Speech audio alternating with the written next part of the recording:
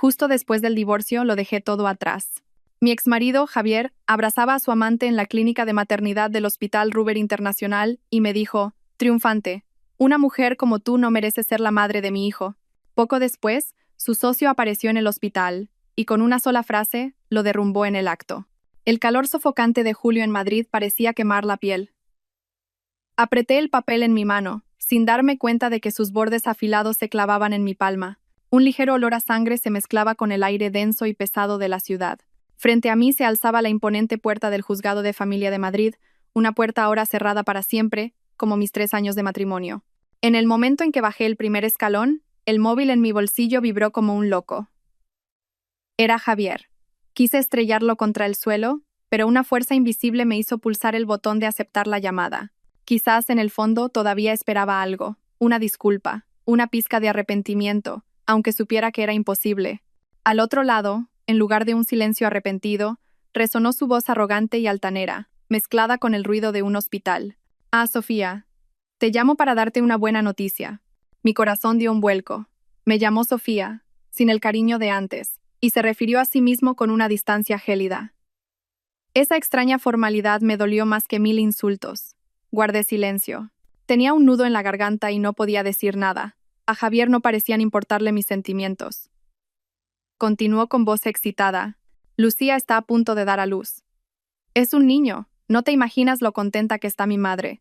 Toda la familia está aquí, en el Ruber Internacional. El ambiente es increíble. Cada una de sus palabras era una daga en mi corazón. Un niño. El heredero que su madre y su familia habían anhelado día y noche. La razón por la que yo había soportado años de desprecio y acusaciones. Ahora, ese niño había llegado, pero no de mi vientre, el de su esposa legal. Respiré hondo, tratando de que mi voz no temblara. Pues, felicidades. Por supuesto, dijo Javier con sorna. Ah, y te llamaba por otra cosa. Lo he pensado y, como tienes experiencia cuidando la casa, te daré una oportunidad. Ven aquí y ayuda un poco a Lucía, y luego podrías ser la niñera de mi hijo. Es un puesto que te queda grande, pero haré una excepción contigo. Me quedé en blanco. Todo mi cuerpo se paralizó, y un zumbido llenó mis oídos. No podía creer lo que acababa de oír. ¿Cómo podía el hombre al que había amado, mi marido, pronunciar palabras tan humillantes? No solo me había sido infiel, sino que estaba pisoteando mi amor, intentando convertirme en la sirvienta de su amante y su hijo. Su crueldad sobrepasaba cualquier límite humano. La sangre me hirvió. El dolor se transformó en una ira gélida. Solté una carcajada, una risa amarga y llena de desprecio. Gracias, pero no lo necesito, espeté, y colgué. No quería oír ni una palabra más. La última pizca de esperanza que me quedaba se había hecho añicos con sus palabras. Saqué la tarjeta SIM del móvil y la tiré a la papelera más cercana. Todo había terminado de verdad. Pero esa llamada no fue el final. Fue la señal de partida para la huida que llevaba tanto tiempo planeando. No volví a casa. Ya no era mi hogar.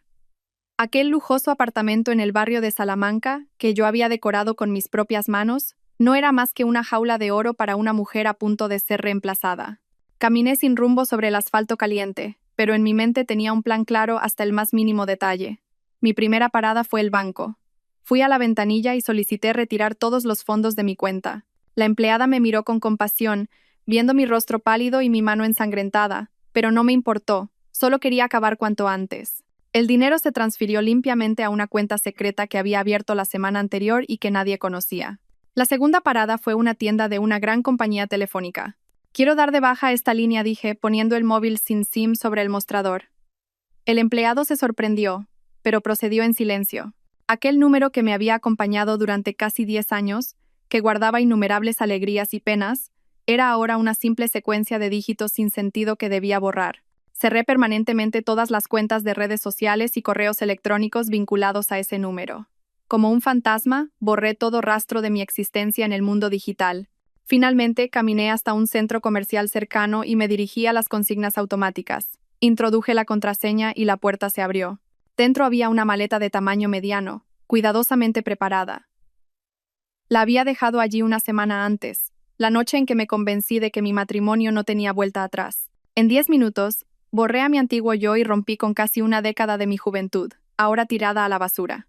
Cada uno de mis actos fue decidido y frío, sin un ápice de vacilación. Mi corazón ya se había detenido aquella noche de tormenta en el puerto de San Glorio, aquella noche en que el coche se averió en medio de la nada, y desesperada, Lo llamé 7 veces. A la octava llamada, su amante contestó el teléfono y dijo, burlándose, Javier está ocupado ahora mismo, acostándome. Saqué la maleta de la consigna. Me sentí mucho más ligera. Dentro no había ropa de marca ni joyas caras. Solo algunas prendas de diario, mi DNI y la libreta de mi nueva cuenta bancaria. Había vendido todas las joyas que mi madre me dio para la boda y las que Javier me había regalado durante años. No quería conservar nada que perteneciera a ese pasado. Salí del centro comercial y paré un taxi. El conductor me miró por el retrovisor y preguntó con curiosidad. Señorita, ¿a dónde vamos? Respiré hondo el aire caliente de la ciudad por última vez. Sentí una extraña alienación entre la gente ocupada que pasaba por la ventanilla. Al aeropuerto de Madrid-Barajas, por favor. El taxi aceleró, dejando atrás la ciudad que había sido testigo de todo mi amor y mi dolor. No miré atrás. Finalmente, las lágrimas brotaron. Pero no eran lágrimas de debilidad. Eran lágrimas para un nuevo comienzo. Santander, oh ya voy. Mientras yo me sentaba en el avión en busca de una nueva vida, en el Hospital Ruber Internacional de Madrid, se construía un paraíso de mentiras. Más tarde, una vieja amiga que trabajaba allí como enfermera me lo contó todo, y pude imaginar cada detalle de la situación. Javier y su madre, doña Pilar, sentados en la sala de espera VIP, no podían ocultar su alegría. Doña Pilar no paraba de acariciar una pulsera de filigrana de oro en su muñeca, sin poder cerrar la boca. Te lo dije, mi Javier es oro puro. ¿Cómo no iba a tener un hijo para continuar el linaje? Echar a esa gallina estéril ha sido una bendición para 3 generaciones de nuestra familia. Javier respondió exultante. Madre, así es su hijo. Sofía no tenía suerte. ¿Qué se le va a hacer? Ahora Lucía nos dará un niño fuerte y sano, y mis negocios prosperarán aún más. Con un hijo, todo va mejor. Doña Pilar asentía sin parar diciendo con alegría. Así es, así es. Qué ganas de verle la cara a mi nieto. Tendré que celebrarlo a lo grande. Le he preparado un lingote de oro de 1 kilo a mi precioso heredero. La hija del señor García, el vecino, solo tuvo 2 niñas y avergonzó a su suegra. Nuestra familia tiene que mantener el honor. Conversaban animadamente, pintando un futuro color de rosa.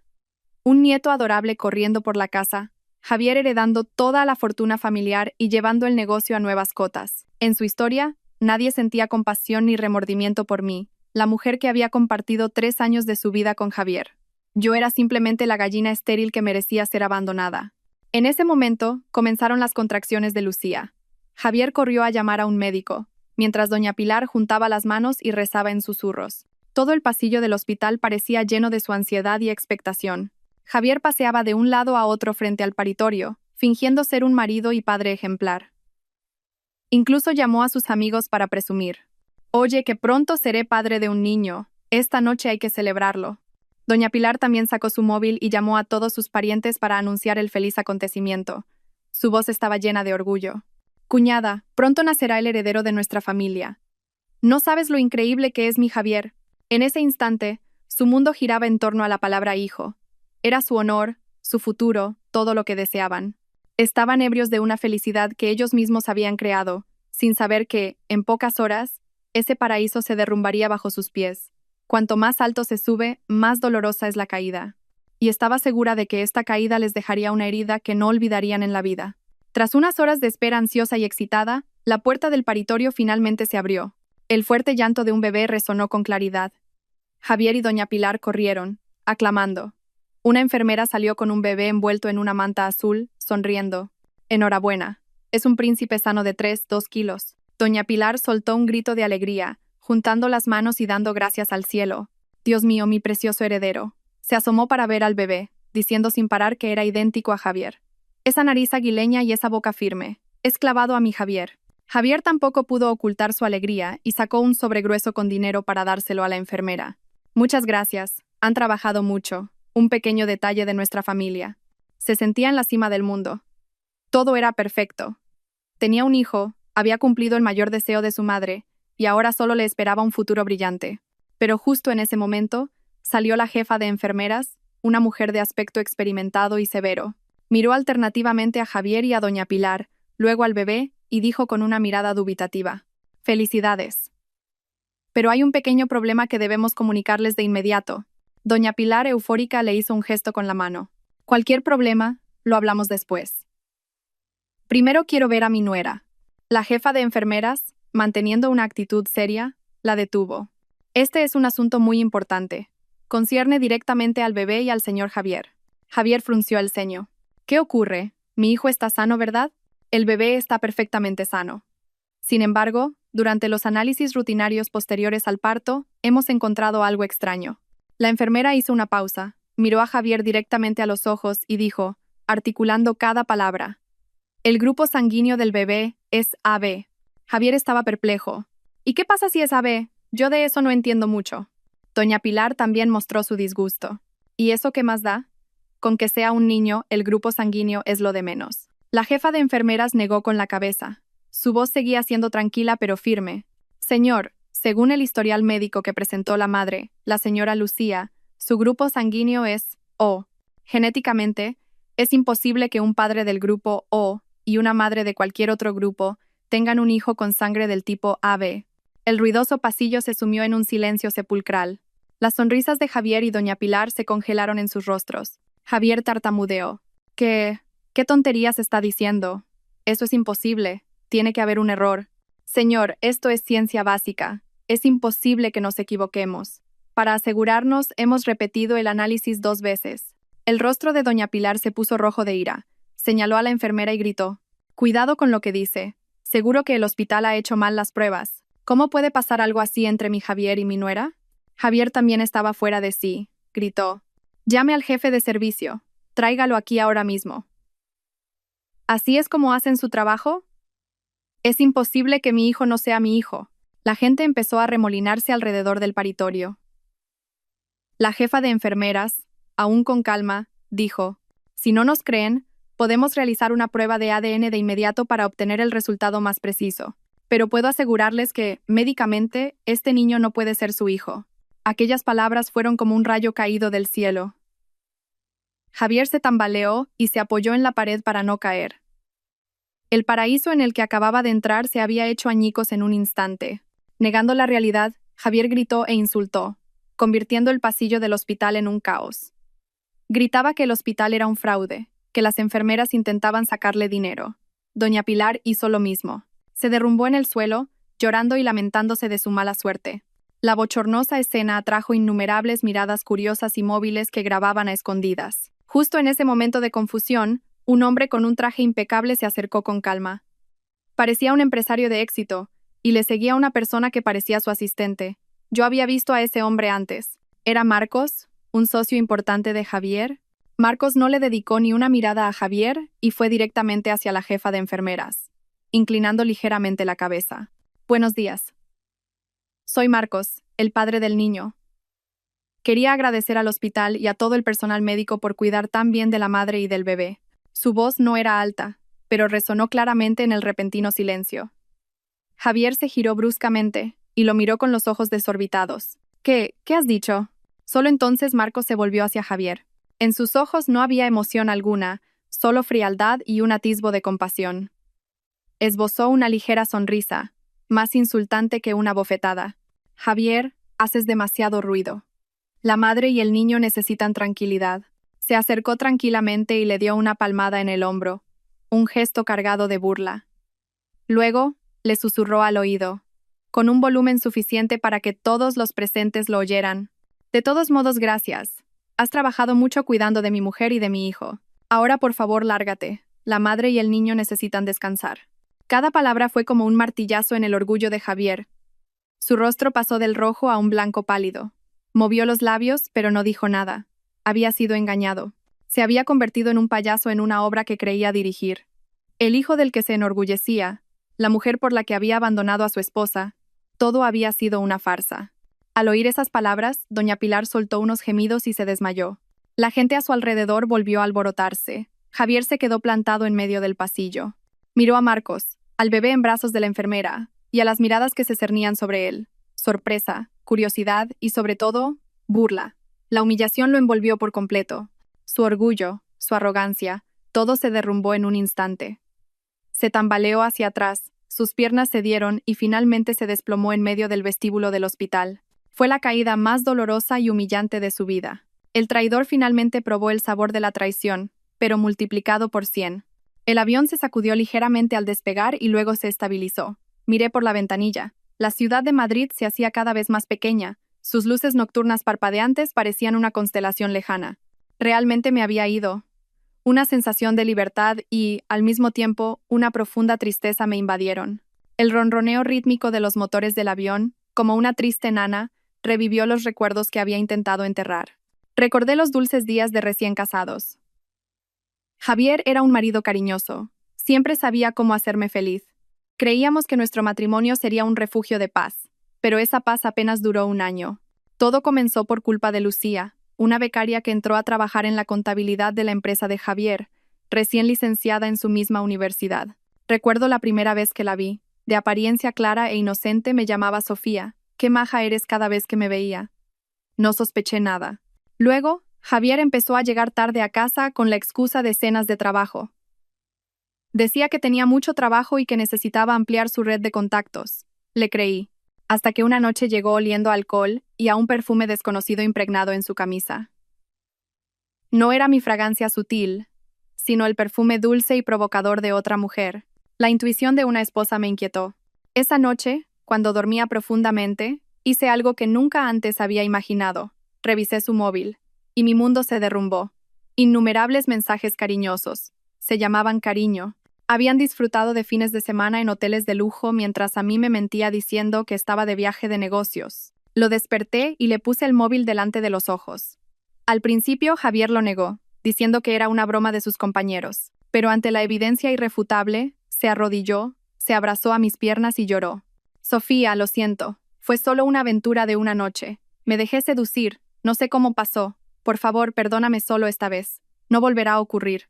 La única a la que quiero eres tú. Sus lágrimas y promesas ablandaron mi corazón en aquel momento. Todavía lo amaba demasiado. Pensé que cualquiera podía cometer un error y que, si se arrepentía, todo estaría bien. Elegí perdonar, creyendo que estaba salvando mi matrimonio. Javier despidió a Lucía y pareció arrepentirse de verdad. Fue incluso mejor conmigo que antes. Ingenuamente, creí que la tormenta había pasado. Mirando las luces de la ciudad que se alejaban tras las nubes, sonreí con amargura. Aquel día, lo creí. Elegí el perdón y a cambio recibí una herida mucho más grande. La primera traición siempre abre la puerta a las que vendrán después. Solo que entonces estaba demasiado ciega para darme cuenta. Después de la primera traición, Javier fingió arrepentirse sinceramente. Se desvivió por mí y empecé a creer que realmente había cambiado. Pero me equivocaba. Quien se acostumbra a mentir, simplemente se vuelve más hábil. La segunda traición fue la puñalada mortal que atravesó el lugar más tierno y sagrado de mi corazón. Mi madre falleció joven a causa de una enfermedad crónica. Antes de morir me dio una pulsera de filigrana de oro que había heredado de mi abuela. No era un objeto de gran valor económico, pero era su legado, su amor, el único vínculo que me unía a ella. Más tarde, cuando mi familia pasó por dificultades económicas, mi padre tuvo que venderla con gran pesar. Me prometí que algún día la recuperaría. La oportunidad surgió en una subasta benéfica en la que participaba la empresa de Javier. Casualmente, la pulsera de mi madre apareció allí. La reconocí al instante. Una pequeña muesca cerca del cierre era inconfundible. El corazón me latía a 1000 por hora. Me volví hacia Javier y le dije con voz temblorosa: «Cariño, esa es la pulsera de mamá. Quiero recuperarla». Javier me miró, luego a la pulsera, y asintió. «Vale, no te preocupes. Es un recuerdo de tu madre. La recuperaré para ti». Le creí. Me senté, llena de esperanza, viéndolo levantar la paleta de subasta una y otra vez. Con cada puja, lo quería un poco más, conmovida por su comprensión y respeto. Finalmente, por un precio mucho más alto que su valor real, Javier ganó la puja. Entre los aplausos de la gente, subió al escenario para recibir la caja con la pulsera. Esperé feliz a que me la trajera, pero no lo hizo. Javier tomó la caja y se dirigió a otra mesa del público, donde estaba sentada Lucía, con su eterna expresión inocente. Ella también estaba allí. Javier abrió la caja, y delante de mí y de cientos de personas, le colocó suavemente la pulsera en la muñeca. ¿Te gusta? Puedo comprarte lo que quieras si te hace feliz. Me quedé sorda, el mundo se derrumbaba. No podía creer la escena que tenía ante mis ojos. La pulsera de mi madre, mi recuerdo más sagrado, ahora estaba en la muñeca de la mujer que había destrozado nuestro hogar. Me levanté de un salto y corrí hacia ellos. «Javier, ¿qué estás haciendo?» Javier me miró. En sus ojos no había ni una pizca de culpa, solo irritación. «¿Qué te pasa? Es solo una pulsera. A Lucía le gustaba y se la he comprado. No seas tan egoísta». «¿Egoísta?», reí entre lágrimas. «¿Sabes lo que esto significa para mí? Me prometiste que me la comprarías. Lucía, fingiendo ser la víctima, intervino. Sofía, lo siento. No sabía que era la pulsera de tu madre. Te la devuelvo. Cuando hizo el amago de quitársela, Javier la detuvo. No hace falta. Nunca retiro un regalo que he hecho. Quédatela. Se volvió hacia mí y gruñó. No montes un escándalo aquí y vete a casa. Todas las miradas del salón se clavaron en nosotros. Sentí una humillación como nunca antes. No solo me había traicionado, sino que había pisoteado el recuerdo de mi madre y me había convertido en el hazmerreír de todos. Después de aquello, mi corazón prácticamente murió. Vivía como una sombra en casa, sin discutir ni sentir celos. Javier pareció notarlo. Dejó de esconderse. Sus viajes de negocios se hicieron cada vez más frecuentes. La empresa me envió a un viaje de trabajo de una semana a Santander. Fue una rara oportunidad para respirar aire fresco, lejos de un matrimonio asfixiante y moribundo. Pero el camino de vuelta se convirtió en una pesadilla terrible, una que apagó por completo todo el amor y la esperanza que quedaban en mí. Volvía en coche a última hora de la tarde. Mientras cruzaba el puerto de San Glorio, empezó a llover a cántaros. Llovía tanto que, incluso con los limpiaparabrisas a máxima velocidad, apenas veía la carretera. El camino era sinuoso, con un acantilado a un lado y un profundo desfiladero al otro. El silbido del viento que se colaba por la ventanilla era escalofriante. Al tomar una curva cerrada, un fuerte estallido sacudió el volante. El coche se tambaleó y casi choca contra el guardarraíl. Pisé el freno bruscamente, aterrorizada. El corazón se me salía del pecho. Había reventado un neumático. Me quedé sentada en el coche. A mi alrededor solo había cortinas de lluvia y una oscuridad cada vez más densa. La señal del móvil iba y venía. Con manos temblorosas llamé a Javier. En medio de mi pánico, era la única persona en la que podía pensar. La primera llamada sonó varias veces, pero nadie contestó. Empecé a asustarme de verdad. La noche caía y la lluvia no cesaba. Varios camiones pasaron a toda velocidad, salpicando barro. No me atreví a salir del coche. Me acurruqué en el asiento del conductor y seguí llamando a Javier. La tercera, la cuarta y la quinta llamada tampoco obtuvieron respuesta. El miedo se fue convirtiendo en desesperación. Sabía dónde estaba y qué estaba haciendo. Seguramente con Lucía. Pero aún así no perdí la esperanza. Esperaba que viera mis llamadas perdidas y me devolviera la llamada.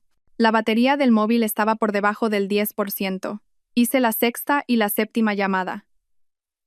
Al otro lado, solo un silencio cruel. Las lágrimas empezaron a correr. Me sentía sola e indefensa. ¿Por qué tenía que estar yo en esta situación? ¿Por qué el hombre que tanto había amado podía abandonarme así cuando más lo necesitaba? Mirando la pantalla agonizante del móvil, hice una última llamada, la octava, con la débil esperanza de que quizás se hubiera dejado el móvil en algún sitio. Esta vez alguien contestó al primer tono. ¿Diga? Una voz de mujer somnolienta y molesta al otro lado. Era la voz de Lucía. El corazón se me paró. Lo esperaba, pero el dolor de la verdad fue peor de lo que imaginaba. Contuve los sollozos y dije con voz quebrada: «Ponme con Javier, por favor». Hubo un breve silencio, seguido de una risita burlona. Una risa llena de triunfo y provocación. ¿Qué pasa a estas horas de la noche? Javier está ocupado ahora mismo, acostándome. Si no es importante, habla con él mañana. Cada una de sus palabras fue como 1000 cuchillos en mi corazón. Ocupado acostándola. ¡Qué ironía! Su esposa estaba atrapada en una carretera peligrosa bajo la lluvia, y él estaba ocupado acostando a su amante. Justo entonces, oí la voz de Javier al fondo. Probablemente se dirigía a Lucía, con un tono molesto por haber sido despertado. ¿Quién es? Cuelga. Vamos a dormir. Cuelga. Esa palabra lo sentenció todo. Sabía que era yo quien llamaba, y aún así me ignoró. A sus ojos, mi seguridad valía menos que el sueño de su amante. El móvil se apagó. Se había quedado sin batería. Me quedé inmóvil en la oscuridad. El teléfono en mi mano se enfrió. Fuera, la tormenta seguía rugiendo, con truenos y relámpagos que partían el cielo. Pero nada de eso era tan aterrador como el frío que se apoderó de mi corazón. Las lágrimas cesaron. Ya no sentía miedo ni desesperación. En su lugar, un vacío desolador y una calma espeluznante. Mi amor, mi sacrificio, mi perdón.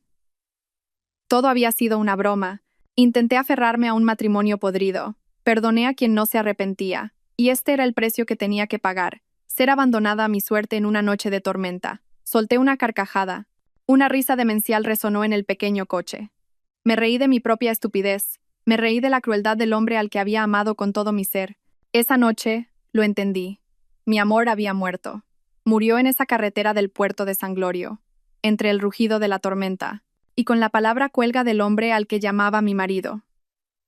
Si el amor había muerto, el odio ya no tenía sentido. No sé cuánto tiempo estuve sentada en el coche. De repente, una luz deslumbrante iluminó el parabrisas.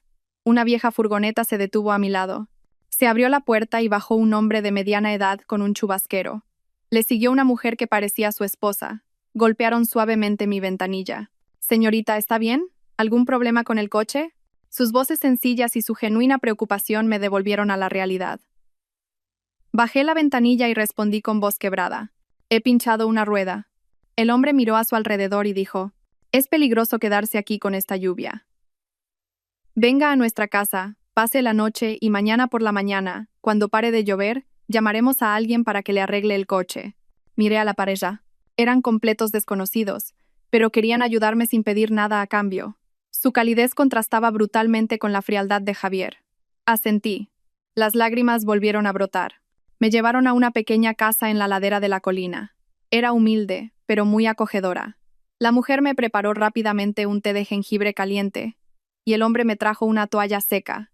No me hicieron muchas preguntas, solo me consolaron con amabilidad. «Tranquila, después de una noche todo estará mejor». Esa noche, acostada en la cama de invitados, escuché el sonido rítmico de la lluvia sobre el tejado. Mi mente estaba extrañamente en paz. La amabilidad de dos extraños había derretido mi corazón helado y me había hecho darme cuenta de que todavía existían cosas buenas y gente buena en el mundo. Y en esa calma, tomé una decisión. No volvería a esa casa. Me divorciaría.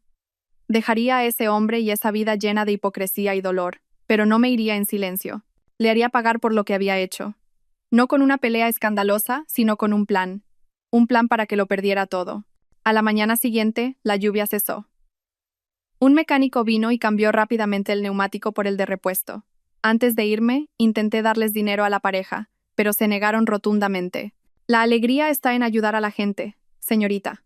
Les di las gracias con una profunda reverencia. Su amabilidad me dio aún más fuerza. Conduje, pero no hacia mi casa. Fui directamente a un banco para empezar la primera fase de mi plan. Mi amor había muerto en aquella carretera. Lo único que quedaba era un plan. Un plan para irme y no volver jamás. Después de volver de aquel viaje de negocios, yo no era la misma Sofía. No más lágrimas, no más dolor. Dentro de mí solo había un frío vacío y un único objetivo: marcharme. Pero no podía simplemente hacer las maletas e irme de forma humillante. Necesitaba una salida con una causa justificada. Y para ello, necesitaba encontrar su punto débil. Usé parte de mis ahorros para contratar a una agencia de detectives privados que un amigo me recomendó discretamente. Mi petición fue concisa. Sigan al amante de mi marido, una mujer llamada Lucía. Averigüen todas sus relaciones y actividades. El hombre, de mediana edad y aspecto profesional, asintió. No se preocupe. Los días siguientes, viví como una invisible. Seguía yendo a trabajar, volvía a casa, preparaba la cena y me encontraba con Javier, pero mi sonrisa era solo una máscara. Javier no pareció notar mi cambio. O quizás no le importaba. Seguía inmerso en sus viajes de negocios, sus llamadas secretas y la alegría de ser padre pronto. Exactamente una semana después, el detective me citó en una cafetería tranquila. Deslizó un sobremarrón hacia mí y dijo con su voz inexpresiva: «Toda la información que necesita está aquí. La señorita Lucía es toda una profesional jugando a dos bandas». El corazón me latía con fuerza. Abrí el sobre con manos temblorosas. Dentro había fotos nítidas de Lucía del brazo de Javier entrando en un restaurante. Fotos de Lucía de compras con Javier. Pero entre esas fotos había otras más impactantes. Lucía subiendo a un sedán de lujo. Entrando en un chalet en una urbanización nueva. Y el hombre a su lado no era Javier, sino su socio, Marcos, a quien yo había visto varias veces. El dossier también contenía copias de extractos bancarios. Cada mes, Marcos transfería una cantidad considerable de dinero a la cuenta de Lucía. Todo quedó claro. Javier no era el único hombre. Era solo uno de los peces que Lucía había pescado. Pero lo que más me horrorizó fue el informe médico que había al final. Era una ecografía fetal, con las semanas de gestación y la fecha prevista de parto claramente indicadas. Comparándolo con la fecha en que descubrí por primera vez la relación de Javier y Lucía y cuando empezaron a verse públicamente, me di cuenta de una terrible verdad. Era muy probable que el niño en el vientre de Lucía no fuera de Javier. El preciado hijo, Esa era la verdad. Lucía estaba usando a ese niño para atar a Javier, sacarle dinero y entrar con arrogancia en mi casa. Y el pobre y estúpido Javier estaba exultante porque iba a tener un heredero. Era una obra de teatro perfecta. Cerré el dossier. Mis manos ya no temblaban. Me sentía extrañamente tranquila. No sentía celos ni dolor. Solo asco y una cierta satisfacción. Tenía lo que necesitaba. No era solo un punto débil. Era la carta de triunfo, el arma mortal que podría acabar con todo. Me reuní con Lucía un sábado por la tarde en una pequeña cafetería en un callejón tranquilo.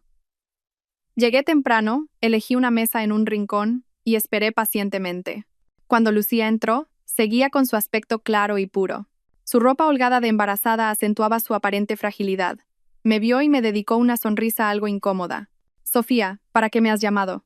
Sin decir palabra deslicé el sobre marrón hacia ella. Lucía lo abrió con curiosidad. Al ver las primeras fotos, su sonrisa se congeló.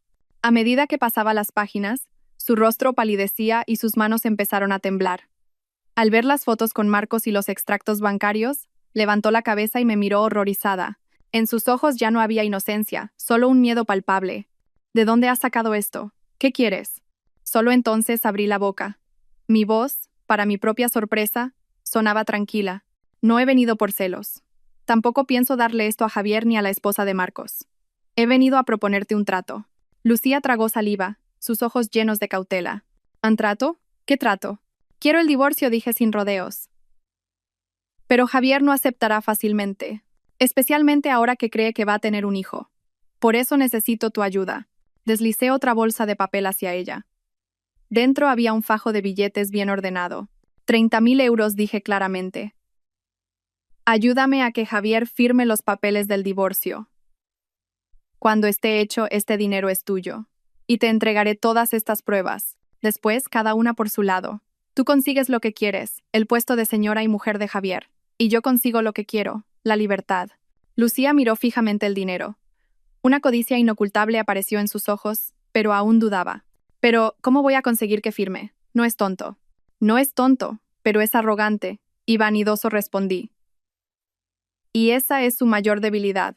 Confía en ti, te quiere. Especialmente ahora. Si eres un poco lista, no será difícil». Me levanté y seguí mi bolso. «Te doy 2 días para pensarlo. Si aceptas, mándame un mensaje. Si no, no puedo garantizar a dónde irán a parar estas fotos». Salí sin mirar atrás. Sabía que aceptaría. Para gente como Lucía, el amor es una fantasía. El dinero y el estatus son la realidad. Usé su codicia como mi arma. Era un trato justo, sin emociones de por medio. Como esperaba, al día siguiente por la noche recibí un mensaje de Lucía. Solo 3 palabras. «De acuerdo». El plan avanzó más rápido de lo que pensaba. Javier, eufórico con la idea de tener un hijo pronto, decidió hacerse un gran regalo. Encargó un yate para llevar a su nueva familia de paseo los fines de semana. El contrato de compraventa se firmaría en un restaurante de lujo donde había organizado una fiesta de celebración con algunos amigos cercanos. Era la oportunidad perfecta para Lucía. Esa noche no pude dormir. Me senté en el salón aferrada al móvil. Mi mente estaba llena de ansiedad y nerviosismo. Un pequeño error podría arruinar todos mis esfuerzos. Hacia las 10 de la noche llegó un mensaje de Lucía. «Esta noche firma el contrato del yate. Colaré los papeles del divorcio entre las hojas». Respondí con un simple vale. Podía imaginar la escena. Javier sentado entre sus amigos borracho de vino y presumiendo de su futuro hijo y su nuevo yate. Su ego estaría en su punto más alto. Lucía, con una expresión cariñosa, le pondría delante un grueso fajo de papeles. «Cariño, revisa el contrato otra vez y firma. Ya he comprobado bien las cláusulas». Ebrio de triunfo, y con una confianza ciega en su encantadora amante, Javier probablemente solo hojearía unas pocas páginas por encima. Estaría demasiado ocupado presumiendo ante sus amigos, imaginándose al timón de su yate con su bella mujer y su preciado hijo. ¿Cómo iba a darse cuenta de que, entre esas hojas, había una página del acuerdo de divorcio, redactado por mi abogado con las cláusulas más favorables para mí? Cogió el bolígrafo y firmó sin dudar en todas las páginas donde ponía comprador. Esperé hasta casi la medianoche. El corazón me latía con fuerza. Entonces, sonó el móvil. Era una foto de Lucía, la última página del acuerdo de divorcio, con la firma impecable de Javier. Y un mensaje a continuación. «Hecho. Mañana por la mañana voy a por el dinero». Solté un suspiro de alivio. Sentí como si una pesada piedra que oprimía mi pecho durante años se desvaneciera. No me sentía feliz ni triunfante. solo un ligero vacío en mi interior. Qué irónico que un matrimonio que empezó con amor terminara con una firma inconsciente en medio de una mentira. A la mañana siguiente cumplí mi palabra. Le di el dinero a Lucía y recibí el original del acuerdo de divorcio. Ella cogió el dinero y se fue rápidamente, sin decir una palabra, como si temiera que cambiara de opinión. Miré el documento en mi mano, la firma familiar de la persona que una vez fue mi todo. Mis manos no temblaban. Con calma, lo doblé y lo guardé en mi bolso, y fui directamente al juzgado. Cuando le entregué los documentos al funcionario, me miró con lástima. ¿Estás segura de que lo ha pensado bien? Sonreí por primera vez después de días y días de oscuridad y asentí. Sí, nunca he estado más segura. La suerte estaba echada, todo estaba decidido. El avión me llevó a Santander mientras la ciudad aún dormía bajo la niebla del amanecer. Al salir del aeropuerto, el aire fresco y limpio llenó mis pulmones, trayendo consigo el aroma a pinos y flores.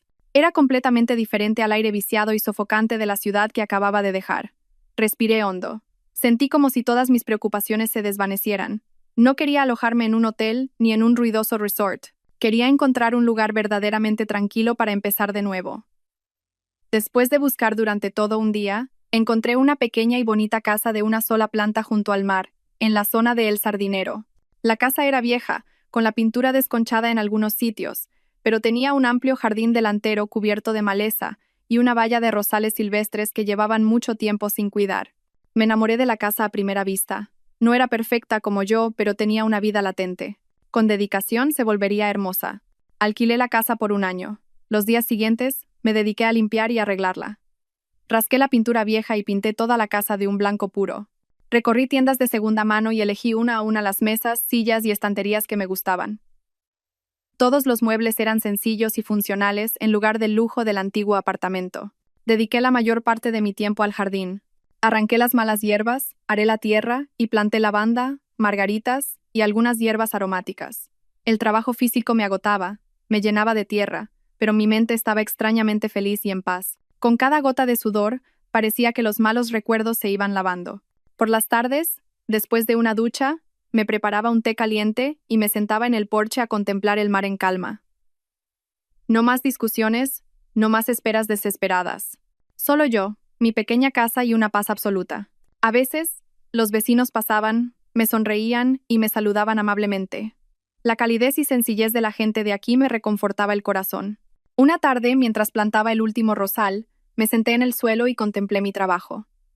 El terreno baldío se había convertido en un jardín limpio y lleno de vida. La pequeña y bonita casa blanca destacaba entre la vegetación. Sonreí. Sí, mi nueva vida empieza hoy, sin Javier, sin mentiras ni traiciones. Solo Sofía y un futuro que construiré con mis propias manos. El tiempo en Santander transcurría en paz. Después de un mes de reformas, mi pequeña cafetería finalmente abrió sus puertas. La llamé el Rincón de Sofía. Quería una vida tranquila y autónoma. La cafetería no era grande, unas pocas mesas de madera rústica, una pequeña barra y algunas macetas de margaritas en el alféizar, pero contenía toda mi pasión. Mi vida había entrado en una nueva órbita. Sencilla pero significativa. Me levantaba temprano, paseaba por la orilla del mar y luego abría la cafetería. Tostaba y molía el café yo misma, y su aroma llenaba el espacio. Mis clientes eran principalmente vecinos y algunos turistas que buscaban un ambiente tranquilo. Venían, pedían un café, leían un libro y contemplaban el mar en silencio. Fue aquí donde conocí a Mateo. Era arquitecto y vivía con su hija de 5 años, Ana, en una casa frente a mi cafetería. La primera vez que los vi fue cuando Ana, con sus grandes ojos negros y curiosos, entró corriendo en la cafetería y se me quedó mirando. «Señora, ¿vende leche caliente? Papá dice que no puedo tomar café». La voz clara de la niña me hizo reír. Me agaché a su altura y sonreí. «Claro, tengo una leche caliente deliciosa. ¿Me cuentas un cuento mientras te la tomas?» Ana asintió. «Sí, le contaré el de la Bella Durmiente». Justo entonces, Mateo entró apresuradamente. Tenía una expresión de disculpa en su rostro. «Lo siento mucho, es que es muy inquieta. Ana, ven aquí». Sonreí y le hice un gesto con la mano. «No se preocupe, es un encanto». Desde ese día, se convirtieron en clientes habituales. Cada mañana, antes de llevar a Ana a la guardería, Mateo pasaba por aquí para que la niña se tomara un vaso de leche caliente. Era un hombre callado y tranquilo, pero su mirada siempre era cálida, especialmente cuando miraba a su hija. Su esposa había fallecido en un accidente de tráfico 2 años antes, y criaba a su hija solo. No hablábamos mucho, solo saludos cordiales y sonrisas. Pero cada mañana, su presencia se convirtió en una parte familiar de mi rutina, una luz que iluminaba mi día. Algunos días, Ana me traía un dibujo torcido para enseñármelo. Señora Sofía, esta es usted. Tiene el pelo largo como la princesa Rapunzel. Miré el dibujo de una figura con el pelo larguísimo y sonreí ampliamente. Hacía mucho tiempo que no reía de una forma tan natural y feliz. Mateo, de pie a su lado, me sonreía. Su mirada era muy tierna. Una tarde, mientras me preparaba para cerrar, Mateo entró. Dudó un momento y luego dijo: «Este fin de semana voy a llevar a Ana al jardín botánico. Si le apetece, ¿le gustaría venir con nosotros? A la niña le cae usted muy bien». Me detuve un momento y, sin darme cuenta, asentí. Sí, me encantan las flores. Después de que se fuera, me quedé allí de pie. Una extraña y cálida sensación floreció en mi corazón. ¿Sería posible que, después de la tormenta, el cielo me estuviera mostrando un nuevo rayo de sol? Empecé a creer que la felicidad podía venir de cosas tan sencillas. Mientras yo encontraba la paz en un pequeño rincón de Santander, en Madrid, Javier se ahogaba en el infierno que él mismo había creado. La caída en el hospital lo había transformado de un hombre arrogante y seguro de sí mismo en un perdedor miserable. Volvió a casa y destrozó todo lo que encontró a su paso. El sonido de cristales rotos y muebles estrellándose contra el suelo era ensordecedor. Doña Pilar, siempre impecable, ya no podía mantener su elegancia habitual. Se derrumbó en el sofá, llorando y recriminando a su hijo. «Estúpido, te lo advertí sobre esa tal Lucía. Ahora mira qué bien. Sin dinero, sin honor». «¿Con qué cara vamos a mirar a nuestros parientes?». Javier, borracho de alcohol y rabia, gritó: «Cálate, madre. Tú no sabes nada. Todo es culpa de esa Sofía. Ella me tendió una trampa. Me las pagará». Empezó a echarme toda la culpa. En su mente febril, era yo quien había planeado todo para humillarlo. No se daba cuenta de que su propia traición y estupidez eran la causa de todo. La humillación se convirtió en un odio retorcido. Empezó a buscarme como un loco. Fue al antiguo apartamento, esperando que yo volviera, pero solo encontró una fina capa de polvo en una casa vacía. No me había llevado nada. Llamó cientos de veces a mi antiguo número, pero solo recibía la fría respuesta automática. «El número que ha marcado no existe». Contrató a un detective y le ordenó encontrarme a toda costa. Incluso fue a la casa de mis padres en el pueblo, pero los vecinos le dijeron que la habían vendido y se habían mudado hacía mucho tiempo, y nadie sabía su paradero. Todos mis rastros parecían haberse evaporado de la faz de la tierra. La impotencia enloquecía aún más a Javier. Se refugió en el alcohol y descuidó sus negocios. Doña Pilar, viendo a su hijo destruirse día a día, sentía una mezcla de ira y dolor. Su odio hacia mí también crecía. A sus ojos, yo era la raíz de todos los males. «Hay que encontrarla», dijo Javier un día a su madre, borracho y rechinando los dientes. «La encontraré y la haré arrodillarse ante mí y ante ti para pedir perdón. No puedo permitir que pisotee el honor de nuestra familia y viva tranquilamente». El amor había desaparecido, y el arrepentimiento no existía. En la mente de Javier solo quedaba la venganza. Quería encontrarme no para recuperarme, sino para destruir mi vida y arrastrarme con él al fango en el que se ahogaba. Y yo, ajena a todo, no sabía que el fantasma de mi pasado me buscaba a gritos. La búsqueda de Javier continuó durante meses sin ningún resultado. Gastó una considerable suma de dinero y movilizó todos sus contactos, pero era como si yo hubiera desaparecido sin dejar rastro. El detective que contrató negó con la cabeza y dijo: «Señor Javier, lo hemos comprobado todo. No hay ningún registro de transacciones con el antiguo DNI de la señora Sofía. Sus cuentas bancarias están cerradas, su número de teléfono dado de baja. Es como si nunca hubiera existido. Una desaparición muy bien preparada». Javier, furioso, tiró el dossier sobre el escritorio. «Inútiles. No podéis encontrar a una sola mujer». Empezó a buscarla él mismo. Recorrió los lugares que solíamos frecuentar: la vieja cafetería, la librería habitual, el parque donde tuvimos nuestra primera cita, pero en todas partes solo quedaban recuerdos vacíos. Preguntó a nuestros amigos en común, pero nadie sabía de mi paradero. Mi plan incluía cortar el contacto con todas las personas relacionadas con él. La impotencia lo volvía cada vez más irritable y desesperado. A menudo se sentaba solo en el frío apartamento, mirando los objetos familiares y sintiendo un terrible vacío.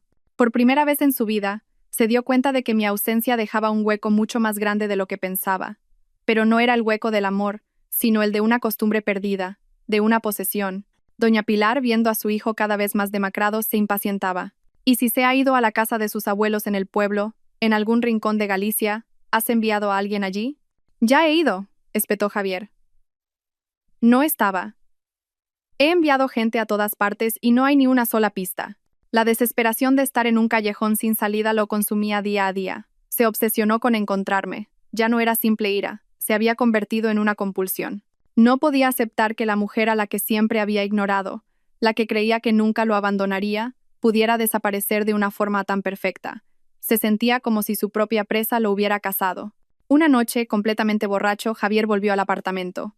Se tambaleó hasta el dormitorio que yo usaba. Todo estaba como lo había dejado, el tocador, el armario, pero cubierto por una fina capa de polvo. Se derrumbó en el suelo.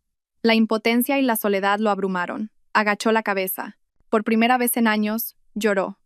Pero no eran lágrimas de arrepentimiento, eran las lágrimas de rabia de un perdedor. La desesperación lo arrinconó en un rincón oscuro del apartamento, y fue en esa oscuridad donde un recuerdo emergió con más claridad que nunca. Como si recordara algo, se levantó y se tambaleó hacia la estantería del despacho. Entre los rígidos libros de gestión, había un par de álbumes de fotos viejos. Los hojeó con manos temblorosas y se detuvo en una foto. En ella, yo sonreía radiante, sosteniendo una elaborada pieza de cerámica. Era un jarrón único de cerámica de Talavera de la Reina, con un motivo de ciervos y aves, creado por un famoso artesano. Lo había encargado especialmente para mí en nuestro primer aniversario de bodas, un regalo que tardó casi medio año en llegar. Recordaba cuánto apreciaba yo ese jarrón. Lo había colocado en el lugar más visible del salón.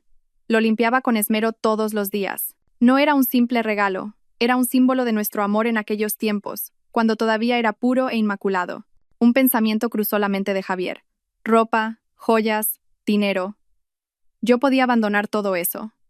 Pero, ¿podría abandonar ese jarrón? ¿Una obra de arte única en el mundo, llena de recuerdos? Estaba convencido de que no. No era una cuenta bancaria o un número de teléfono que se pudiera borrar. Era un objeto físico. Era el único vínculo tangible que quedaba entre ellos. Como un náufrago que se aferra a una tabla, Javier corrió al ordenador y tecleó con manos temblorosas. No buscó al azar. Entró en comunidades online de coleccionistas de cerámica española, se unió a grupos de redes sociales de amantes de la cerámica de Talavera. Publicó mensajes fingiendo ser alguien que buscaba una pieza similar, preguntando si alguien había visto un jarrón de Talavera con motivo de ciervos y aves. Pasaron los días sin respuesta, y su esperanza se desvaneció de nuevo. Quizás se equivocaba. Quizás yo también lo había abandonado. Pero cuando estaba a punto de rendirse, intentó algo diferente. Empezó a buscar en una plataforma para compartir fotos usando las palabras clave cerámica Talavera, jarrón ciervos y aves y el nombre del artesano. Pacientemente, revisó miles de fotos sin sentido. Y entonces, su corazón dio un vuelco. Se detuvo en una foto. Un selfie de una joven en una cafetería muy bonita. La mujer no tenía nada de especial, pero el objeto en una estantería de madera decorativa detrás de ella le cortó la respiración. Era él, el jarrón de cerámica de Talavera. Solo se veía una pequeña parte del fondo y estaba un poco borroso, pero lo reconoció sin lugar a dudas. Los dos ciervos en elegante movimiento, las aves volando, una imagen que le resultaba demasiado familiar. Con manos temblorosas, Javier hizo clic en la ubicación que la mujer había etiquetado. El rincón de Sofía, Santander. Amplió la foto, clavando la mirada en la pantalla. La había encontrado. Después de meses de búsqueda desesperada, finalmente, la había encontrado. En el rostro demacrado de Javier apareció una sonrisa torcida, llena de odio. Sofía, no puedes escapar de mí. La vida en Santander transcurría tranquilamente. Mi relación con Mateo también se estrechaba gradualmente. Nuestras conversaciones ya no se limitaban a saludos formales, sino que se convirtieron en profundos intercambios sobre la vida y las dificultades pasadas. Ese fin de semana, como habíamos acordado, disfruté de un picnic con él y su hija en el jardín botánico de la ciudad. Ver a Ana correr entre los parterres de flores de colores, su risa cristalina llenando el aire, alegró mi corazón. Mateo dijo en voz baja a mi lado. Hacía mucho tiempo que no veía a Ana reír tanto. Gracias. No digas eso, sonreí. Yo también me lo estoy pasando muy bien. En ese momento, bajo el suave sol de Santander, realmente creí que podía dejar atrás el pasado y vivir una nueva vida. Que los días oscuros habían terminado de verdad. Pero no sabía que justo cuando sentía la felicidad, el fantasma de mi pasado había recorrido cientos de kilómetros para encontrarme. Mientras yo disfrutaba en el jardín botánico, Javier ya había llegado a Santander. No estaba de vacaciones. Había venido con un único propósito. Dentro del taxi que rodeaba la zona de El Sardinero, los ojos de Javier escrutaban los alrededores como un depredador siguiendo el rastro de su presa. Finalmente el taxi se detuvo. A lo lejos vio un modesto cartel de madera. El rincón de Sofía. Su corazón latió con fuerza, no de alegría, sino de una rabia hirviente. El rincón de Sofía. El nombre era como un desafío, una burla. ¿Cómo se atrevía a abrir una cafetería con su propio nombre? ¿Cómo se atrevía a pisotear su honor y vivir una vida tan tranquila? Javier no entró directamente. Se sentó en un local de enfrente y observó la situación. Me vio moviéndome ocupada detrás de la barra, sonriendo a los clientes. Esa sonrisa, genuinamente brillante y serena, era algo que no había visto en mucho tiempo. Esa sonrisa se le clavó en los ojos como una espina, enfureciéndolo aún más. Esa tarde, despedí a Mateo y a Ana en la puerta de la cafetería y charlamos un momento. Ana se aferró a mi mano, sin querer irse. Señora Sofía, volveré mañana. Le acaricié el pelo. Claro, aquí te esperaré. Después de que se fueran, entré para empezar a cerrar. Pero un extraño presentimiento me hizo girar la cabeza y mirar al otro lado de la calle. Y me quedé helada. Entre la gente que pasaba, una figura familiar me miraba fijamente. Aunque la distancia era considerable, estaba más delgado y tenía barba, reconocí sin duda que era Javier. La paz que tanto me había costado conseguir se hizo añicos en ese instante. Sentí que el corazón se me caía a los pies. Todo mi cuerpo se enfrió, y mis manos y pies se paralizaron. Me quedé clavada en el sitio, incapaz de apartar la vista de la figura al otro lado de la calle. Javier tampoco se movió, simplemente me observaba como una bestia acechando a su presa, con los ojos brillantes. Unos segundos después, empezó a moverse. Cruzó la calle, ignorando los coches que pasaban. Un agudo chirrido de frenos resonó con rabia. Caminó directo hacia mí. Cada uno de sus pasos estaba cargado de odio e ira. Retrocedí un paso e intenté cerrar la puerta de la cafetería, pero fue demasiado tarde. Entró como una tormenta, empujando la puerta bruscamente e irrumpiendo en el interior. Vaya, vaya. Así que te atreviste a huir hasta aquí, gruñó. Su grito resonó en la pequeña cafetería. Los pocos clientes que quedaban se giraron sorprendidos. A Javier no le importó y se abalanzó sobre mí agarrándome la muñeca con fuerza. Vienes conmigo ahora mismo. El agudo dolor en mi muñeca me devolvió a la realidad. El miedo inicial se convirtió rápidamente en ira. Me solté con todas mis fuerzas. Suéltame. ¿Estás loco? ¿Qué si estoy loco? ¿Quién está loco aquí? Javier me miró con los ojos desorbitados. Te atreves a huir sin decir nada, a manchar mi nombre y el de mi familia, y te montas una cafetería aquí, viviendo feliz como si nada hubiera pasado. Lo miré directamente a los ojos y dije con una voz gélida. Estamos divorciados, Javier. Tú y yo ya no somos nada. Esta es mi cafetería, así que por favor vete. No molestes a los clientes. Mi calma pareció enfurecerlo aún más. ¿Divorciados? ¿Quién te dio permiso? Esos papeles me los hiciste firmar con engaños. No lo acepto. Eres mi mujer para toda la vida. Tienes que volver a casa. Intentó abalanzarse sobre mí de nuevo. Retrocedí y cogí rápidamente un jarrón de flores de la mesa, en una postura defensiva. Si das un paso más, llamo a la policía. ¿La policía? Javier se rió como un loco. A ver cómo se mete la policía en una pelea de marido y mujer. Venga, vámonos. Agitó la mano y golpeó el jarrón que tenía, tirándolo al suelo. Un sonido agudo y el jarrón se hizo añicos. El agua y los pétalos salpicaron por todas partes. Los clientes de la cafetería se levantaron, asustados. Mi pacífica cafetería estaba ahora cargada de tensión y violencia. Justo cuando Javier intentaba abalanzarse sobre mí de nuevo, una figura alta se interpuso tranquilamente entre nosotros. Era Mateo. Había vuelto a buscar un estuche que Ana se había dejado y lo había presenciado todo. Sin mirar a Javier, se volvió hacia mí y me preguntó. Su voz seguía siendo suave, pero llena de preocupación. ¿Estás bien? Negué con la cabeza. Todavía tenía un nudo en la garganta. Su aparición fue como un salvavidas. Al ver a Mateo, los celos y el complejo de inferioridad de Javier explotaron. ¿Y tú quién eres? Este es un asunto de familia. Lárgate. Solo entonces Mateo se volvió hacia Javier. No parecía asustado ni enfadado, simplemente lo miró con calma y dijo, articulando cada palabra, «Señor, soy amigo de Sofía, y usted está molestando a Sofía y a todos los que están aquí. Por favor, váyase». La calma de Mateo enfureció aún más a Javier. «Amigo, huyes de tu marido y te vienes aquí a liarte con otro? Lo sabía. Apártate antes de que me vuelva loco». Javier empujó con fuerza el hombro de Mateo, pero él se mantuvo firme como una pared. Frunció ligeramente el ceño y dijo, «Sería mejor que guardara un poco las formas». En primer lugar, sé que usted y Sofía están legalmente divorciados. No tiene derecho a llamarla su mujer ni a comportarse de esta manera violenta. En segundo lugar, esto es un lugar público. Su alteración del orden puede ser sancionada por la ley. Cada palabra de Mateo, aunque tranquila, golpeó los puntos débiles de Javier. Se detuvo un momento, probablemente sorprendido de que un extraño conociera tan bien su situación. Me miró a mí y luego a Mateo. Chispas salieron de sus ojos. ¿Y tú con qué derecho me hablas así? No me baso en ningún derecho, respondió Mateo. Simplemente me baso en el sentido común. Sofía está viviendo su vida. No le ha hecho daño a nadie. La única persona que está causando problemas aquí es usted. La presencia de Mateo y las miradas de desaprobación de los clientes arrinconaron a Javier. Ya no podía seguir con su escándalo. Ser reprendido en público por un extraño hirió gravemente su orgullo. Rechinó los dientes y nos señaló a mí y a Mateo. Bien, a ver cuántos dura esto.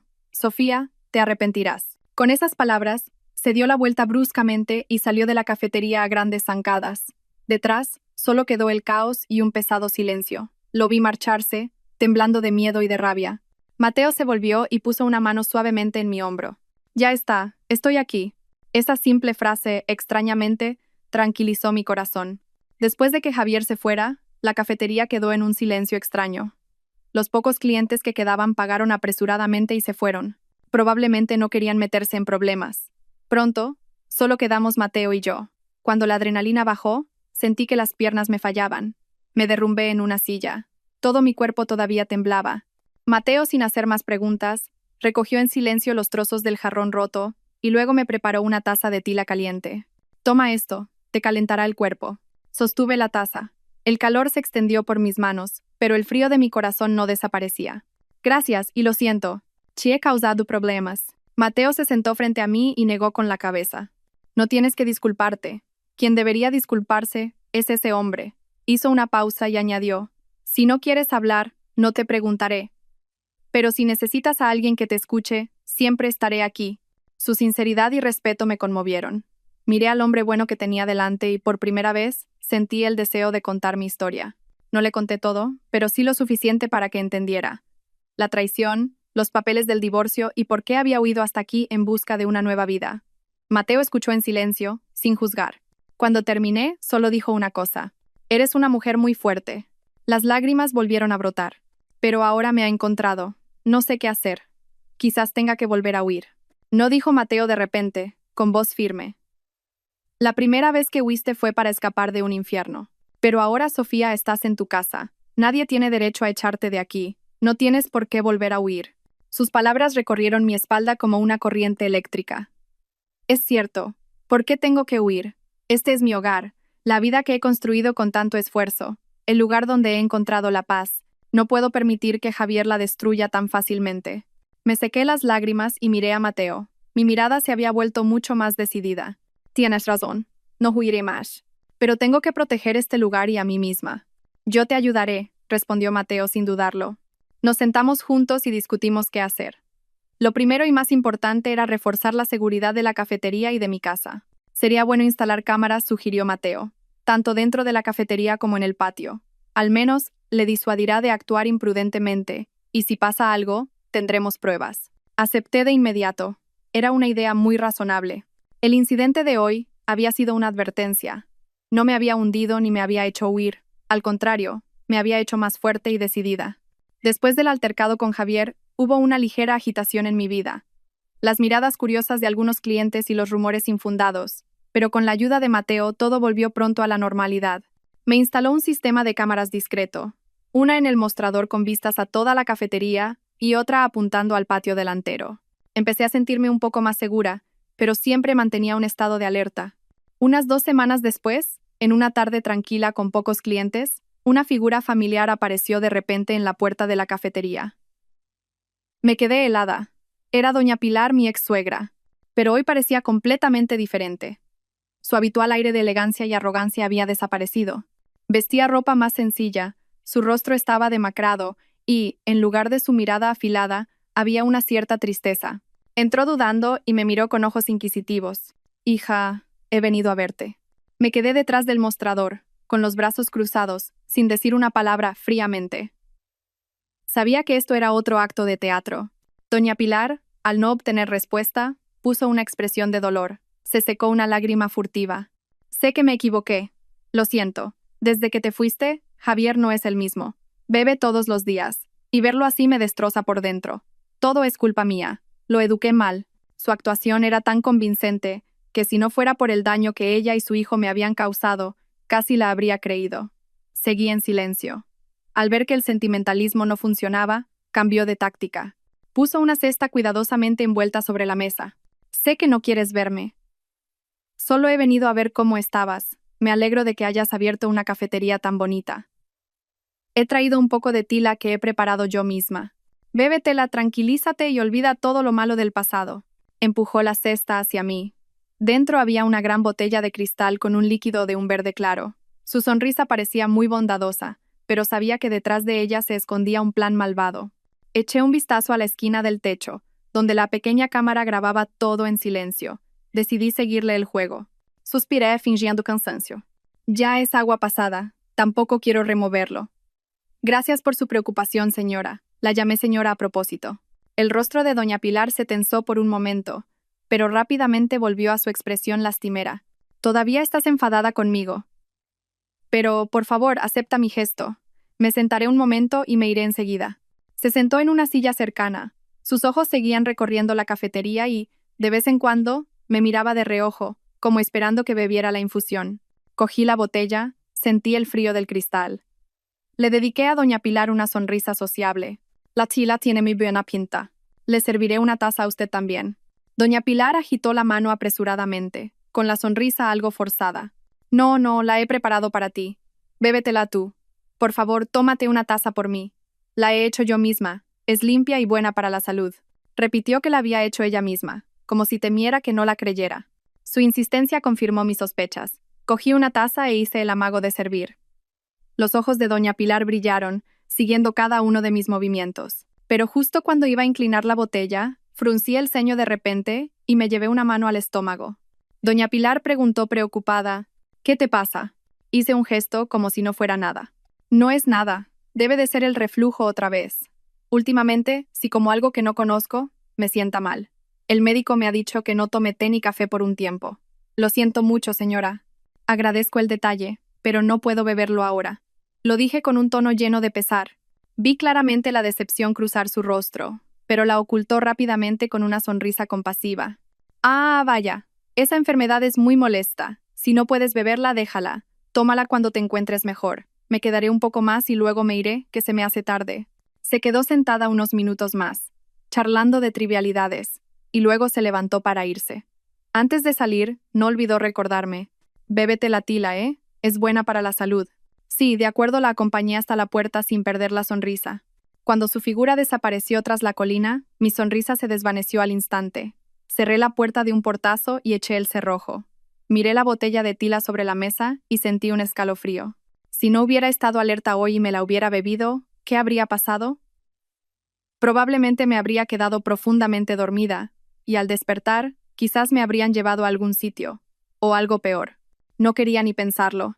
Miré la cámara, con su luz roja parpadeante, y agradecí mentalmente a Mateo. Lo llamé de inmediato. Mateo, ¿podrías venir a ayudarme con algo? Media hora después, Mateo llegó. Le expliqué toda la situación. Miró la botella con expresión grave. No dijo mucho, solo.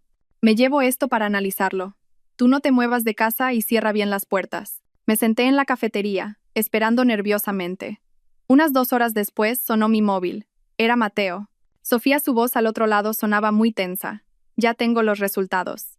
En la infusión se ha detectado una alta concentración de diazepam. Es un sedante muy potente. Si te lo hubieras bebido, te habrías quedado profundamente dormida durante al menos 12 horas, sin poder despertarte. Al oír eso, sentí un frío glacial recorrerme el cuerpo. Era justo lo que pensaba. No habían venido solo a acosarme. Habían intentado secuestrarme. El telón había caído y el verdadero rostro del demonio había quedado al descubierto. Cuando pasó el shock, una fuerte determinación surgió junto con la ira. No iba a dejar que su plan se cumpliera. Esta vez, no me quedaría en silencio. Ni aguantaría, ni huiría. Los llevaría ante la justicia. A la mañana siguiente, fui con Mateo a un pequeño bufete de abogados en el centro. Era el despacho de un amigo de Mateo, un abogado competente y comprometido. Me senté frente a él y le expliqué con calma toda la historia, desde el altercado de Javier hasta el complot de envenenamiento de doña Pilar. Puse sobre la mesa un USB, un informe de laboratorio y mi certificado de divorcio. En este USB está la grabación de la cámara con toda la escena de mi ex suegra viniendo a la tienda, entregándome la botella e insistiéndome en que la bebiera, dije, articulando cada palabra. Y este es el resultado del análisis de esa infusión. Y esto demuestra que ya no estoy casada con su hijo. El abogado examinó todas las pruebas meticulosamente. Vio el video varias veces y leyó el informe del laboratorio con atención. Después de revisarlo todo, levantó la cabeza y me miró. En sus ojos había un atisbo de admiración. Señora Sofía, ha hecho un trabajo excelente recopilando las pruebas de esta manera tan perfecta. Con lo que tenemos, podemos denunciarla por tentativa de lesiones. Es un acto claramente premeditado que podría haber tenido consecuencias muy graves. Mateo, sentado a mi lado, me cogió la mano para darme fuerzas. Queremos que todo esto se resuelva por completo. Queremos que Sofía esté segura. El abogado asintió. Lo entiendo. Dada la gravedad del asunto y el anterior altercado de su exmarido, podemos solicitar a la policía medidas cautelares. Concretamente, una orden de alejamiento de emergencia. No podrán acercarse a usted ni a la cafetería a una distancia determinada. Al oír eso, sentí un poco de alivio. Era exactamente lo que más necesitaba en ese momento. Entonces, ¿qué debemos hacer ahora?, pregunté. Ahora mismo, redactaremos una denuncia adjuntando todas estas pruebas y la presentaremos en la comisaría de Santander. Con pruebas tan claras, confío en que la policía iniciará la investigación rápidamente. Esa tarde, fui con el abogado a la comisaría. No temblé ni lloré. Declaré toda la situación con claridad. Había venido a reclamar mi propia justicia. Cuando salí de la comisaría, ya atardecía. El crepúsculo anaranjado teñía el horizonte. Respiré hondo el aire limpio de Santander. Por primera vez en mucho tiempo, sentí que me había vuelto realmente fuerte. Ya no era el cordero que huía temblando de miedo. Había aprendido a ser un erizo, a sacar las púas para protegerme. Apenas 2 días después, la ley demostró su rigor. Recibí una llamada del abogado. Sofía, me acaban de llamar de la comisaría. Han citado a declarar a doña Pilar y al señor Javier. La orden de alejamiento también ha sido aprobada por el juez. Estaba en la cafetería en ese momento. Al oír la noticia, las manos me temblaron de la emoción. Por fin había llegado el día. Me enteré de que la policía fue hasta el hotel donde se alojaban Javier y doña Pilar. La aparición repentina de los agentes con una citación los dejó atónitos. Ser escoltados por la policía fuera del vestíbulo del hotel, bajo las miradas curiosas de tanta gente, fue una gran humillación para ellos, que tanto valoraban las apariencias. En la comisaría, doña Pilar lo negó todo al principio, alegando que solo me había llevado la infusión por mi salud, sin mala intención. Incluso interpretó un drama lacrimógeno, acusándome de denunciarla falsamente por rencor. Pero cuando la policía proyectó el video de la cámara en una pantalla grande, todas sus excusas se vinieron abajo. El video mostraba su expresión hipócrita, sus palabras dulces y su sospechosa insistencia. Y cuando el informe de laboratorio, con la anormalmente alta concentración de diazepam, se puso sobre la mesa, se derrumbó por completo. Javier, como cómplice, tampoco pudo negarlo. Agachó la cabeza y no dijo nada. Finalmente admitieron todo el complot. Su intención era secuestrarme, llevarme de vuelta a Madrid y obligarme a reconciliarme con Javier, o al menos, controlarme. Nunca imaginaron que la presa que consideraban débil pudiera tender una trampa tan afilada. Como el acto no tuvo consecuencias graves, evitaron una pena de cárcel, pero recibieron una lección muy cara. Ambos fueron multados con 10.000 euros cada uno, un total de 20.000 euros, por alteración del orden público y tentativa de lesiones. Y lo más importante, tuvieron que firmar una declaración y cumplir con la orden de alejamiento del juez. A partir de ese día, no podían acercarse a menos de 200 metros de mí, de mi casa o de mi cafetería. Si lo incumplían, recibirían un castigo más severo. El día que recibí la resolución judicial en mi mano, sentí una paz verdadera. No era solo un trozo de papel. Era un escudo sólido que me protegía de los fantasmas del pasado. Javier y doña Pilar tuvieron que abandonar Santander, humillados poco después. Esa tarde, me senté en el porche de la cafetería, contemplando en silencio el atardecer. Mateo y Ana volvían de un paseo. Al verme, Ana corrió a mis brazos. Señora Sofía, te he echado de menos. La abracé y le acaricié el pelo. Mateo, a su lado, los miraba con una sonrisa tierna. Sabía que la puerta del infierno se había cerrado y que una nueva puerta de felicidad se abría de par en par para recibirme. Después de que todo terminara, por primera vez me sentí verdaderamente a salvo. Con la partida de Javier y doña Pilar, Santander recuperó su tranquilidad para mí. El escudo legal me dio una sensación de seguridad absoluta. Ya no tenía que temblar de ansiedad cada vez que un desconocido entraba en la tienda, ni sobresaltarme por la noche. Mi vida volvió gradualmente a una órbita suave y pacífica. Mi relación con Mateo también evolucionó de forma natural. No tenía prisa, no me prometía un futuro lejano. Simplemente estaba a mi lado en silencio, ayudándome con las pequeñas tareas de la cafetería, cuidando juntos el pequeño jardín y, a veces, paseando con su hija por la orilla del mar en una tarde perezosa. Era como un arroyo fresco que curaba lentamente las heridas de mi alma. Una tarde de finales de otoño, después de cerrar la cafetería, Mateo me propuso dar un paseo. Dijo que había un lugar muy hermoso que quería enseñarme. Caminamos por un sendero junto a la costa. El sol se ponía lentamente tras los pinares, tiñendo todo el mar de un color dorado. El paisaje era tan hermoso como una pintura. Nos detuvimos en un claro junto al mar, bajo un viejo jacarandá lleno de flores moradas. Mateo me miró. Su mirada era más suave y sincera que nunca. Sofía, sé por cuánto dolor has pasado. Sé que todavía tienes heridas en tu corazón. No puedo prometerte que borraré todas esas heridas, pero te prometo que estaré a tu lado para que se conviertan en recuerdos del pasado. Hizo una pausa, respiró hondo y continuó. No soy tan rico ni tan capaz como tu exmarido. Solo tengo un corazón sincero, un hombro fuerte en el que puedes apoyarte y una hija pequeña a la que le gustas mucho. Entonces, de repente, se arrodilló. Sacó una pequeña caja de terciopelo azul de su bolsillo. Dentro no había un costoso anillo de diamantes, sino un anillo de plata delicadamente diseñado con la forma de una margarita, mi flor favorita. Sofía, cásate conmigo. Formemos una familia juntos, criemos a Ana, y caminemos juntos el resto de nuestras vidas. No dejaré que vuelvas a sufrir ningún daño. Las lágrimas corrían por mis mejillas sin cesar, pero esta vez eran lágrimas de felicidad. Después de todo lo que había pasado, pensaba que mi corazón ya no podría amar, pero el hombre que tenía delante me demostró que estaba equivocada. Con su amabilidad, su paciencia y su amor sincero, había vuelto a derretir mi corazón helado. Sin decir palabra, asentí entre lágrimas. Mateo, loco de alegría, se levantó y me puso el anillo suavemente en el dedo. Me quedaba perfecto. Me abrazó con fuerza. Fue un abrazo verdaderamente cálido. La brisa del mar soplaba suavemente, trayendo el aroma de la hierba, los árboles y las flores. Sabía que había encontrado mi verdadero refugio en la vida. Desde ese día, mi vida se llenó de felicidad. No tuvimos una boda grandiosa. Simplemente celebramos una fiesta sencilla y cálida en el rincón de Sofía. Asistieron nuestros vecinos más cercanos y la amable pareja que me había rescatado en aquella carretera del puerto de San Glorio. Y, por supuesto, no podía faltar la protagonista, Ana. La niña, con un vestido blanco de princesa, corría por todas partes, enseñando a todos el anillo de Margarita en mi mano. La señora Sofía ahora es mi mamá. El ambiente estaba lleno de risas. Era cálido y sincero. Era todo lo que siempre había querido. Aproximadamente un año después de casarme, cuando mi vida estaba completamente estable y en paz, recibí una llamada inesperada de una vieja amiga de Madrid. Era una de las pocas amigas con las que todavía mantenía contacto, alguien que había sido testigo de mi infernal matrimonio. Después de unos cuantos saludos, dudó. Sofía, tengo algo que contarte, pero no sé si debería. Es sobre tu ex. Me quedé en silencio un momento y luego respondí con calma. No te preocupes, dímelo.